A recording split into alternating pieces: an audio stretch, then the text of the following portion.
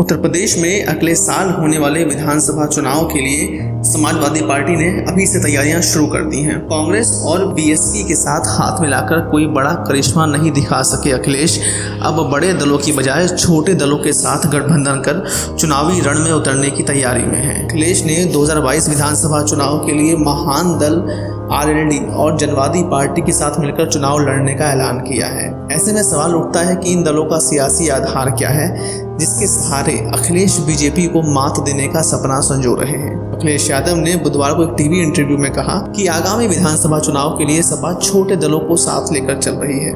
मौजूदा समय में उनकी पार्टी का राष्ट्रीय लोकदल, महान दल और जनवादी पार्टी के साथ गठबंधन है। इसके अलावा कई छोटे दल हैं जिनके साथ बात चल रही है। हालांकि उन्होंने शिवपाल यादव की पार्टी के साथ गठबंधन के सवाल पर कहा कि वो हमारे चाचा हैं और चाचा ही रहेंगे, अभी उन्हें छोड़ दीजिए। इसके अलावा सपा प्रमुख ने असदुद्दीन ओवैसी को लेकर कहा कि जब वह पहली बार जीत कर आए थे तो मेरे बगल में बैठे थे, वह अच्छे लगते थे, लेकिन अब पता नहीं किससे मिल गए हैं। ऐसे में हम तो सभी छोटे दलों के साथ हाथ मिलाने को तैयार हैं।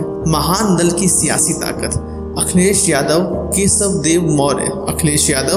देव मौर्य के महान दल के साथ मिलकर 2022 विधानसभा चुनाव में किस्मत आजमाएंगे।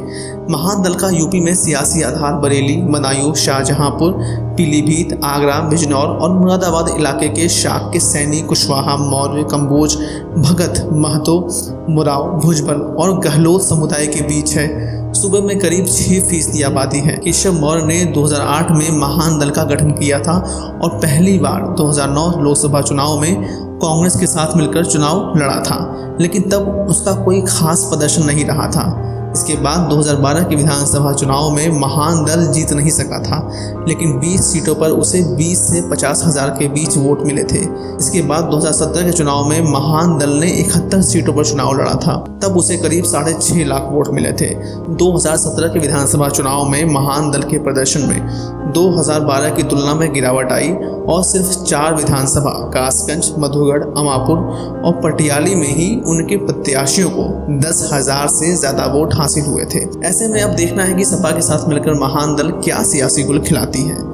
पश्चिमी यूपी में आरएलडी का जनाधार। समाजवादी पार्टी ने 2022 के विधानसभा चुनाव के लिए चौधरी अजीत सिंह की पार्टी आरएलडी के साथ भी गठबंधन कर रखा है। एक दौर में आरएलडी की पश्चिमी यूपी की सियासत में तूती बोलती थी, लेकिन 2013 के मुजफ्फरनगर दंगे की वजह से जाट और मुसलमान दोनों ही वोट बैंक उससे खिसक गए। हालांकि किसान आंदोलन के बहाने आरएलडी एक बार फिर से पश्चिमी यूपी में सक्रिय हो गई है और जयेंद्र चौधरी जगह जगह किसान पंचायत कर बीजेपी के खिलाफ माहौल बनाने में जुटे हैं। आरएलडी का कोर वोट बैंक जाट समुदाय को माना जाता है। यूपी में जाट समुदाय की आबादी करीब 4% है, जबकि पश्चिमी यूपी में 17% के आसपास है। जाट समुदाय सहारनपुर, मेरठ और अलीगढ़ मंडल जिले की करीब 4 दर्जन विधानसभा सीटों पर निर्णायक भूमिका अदा करता है।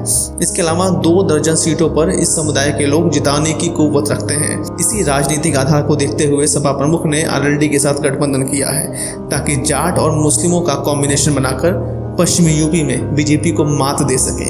ऐसे में देखना है कि इन दोनों के करीब आने का सियासी फायदा किसे मिलता है।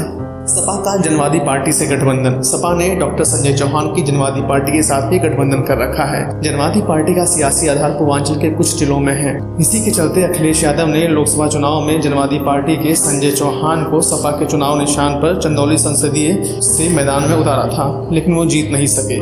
ऐसे में सपा प्रमुख उन्हें अपने साथ जोड़कर रखे हुए हैं। चौहान का सियासी आधार लोनिया समुदाय के बीच है, क्योंकि वो खुद भी इसी जाति से आते हैं। पूर्वी यूपी में मऊ, आजमगढ़, गाजीपुर, चंदौली, देवरिया सहित तमाम जिले हैं जहां लोनिया समाज के वोट काफी अहम भूमिका अदा करते हैं। हालांकि 2022 के यूपी विधानसभा चुनाव में सपा प्रमुख ने जिस तरह से छोटे छोटे दलों को साथ लेकर एक बड़ी राजनीतिक ताकत के रूप में उतरने की सियासी रणनीति को अपनाया है, 2017 विधानसभा चुनाव में बीजेपी इसी रणनीति के जरिए अपने सत्ता के वनवास को खत्म करने में कामयाब रही थी। अब बीजेपी के फॉर्मूले से बीजेपी को मात देने के लिए सपा छोटे छोटे दलों को अपने साथ मिलाकर उतरने की तैयारी में है।